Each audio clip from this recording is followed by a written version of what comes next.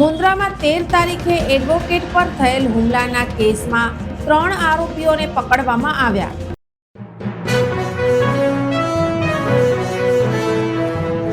નમસ્કાર દર્શક મિત્રો, હું શીતલ મહેતા, ન્યૂઝ ઓફ કચ્છમાં આપનું સ્વાગત છે. જોઈએ આજના સમાચાર.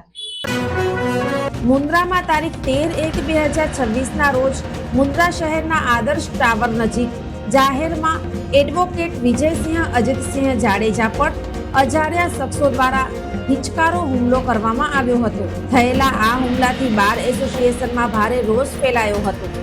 ઘટનાને લઈ મુન્દ્રા પોલીસ દ્વારા તાત્કાલિક કાર્યવાહી હાથ ધરવામાં આવી હતી.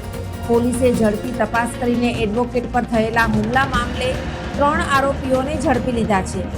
ધરપકડ કરાયેલા આરોપીઓમાં આદિપુરના વિજય વીરા ટાપરિયા, હિરજી કાનજી બારોટ તથા મુન્દ્રા તાલુકાના ભુજપુરના દેવાંગ ગઢવીનો સમાવેશ થાય છે. આરોપીઓની ધરપકડ કરવામાં આવી છે અને ઘટનાને લઈને વધુ તપાસ હાથ ધરાઈ છે. આ કેસની વધુ તપાસ મુન્દ્રા પોલીસ સ્ટેશનના એએસઆઈ કુલદીપસિંહ જાડેજા દ્વારા હાથ ધરવામાં આવી રહી છે. હુમલા પાછળના કારણો તથા અન્ય સંડોવાયેલા તત્વો અંગે પોલીસ દ્વારા ઊંડાણપૂર્વક તપાસ ચાલી રહી છે.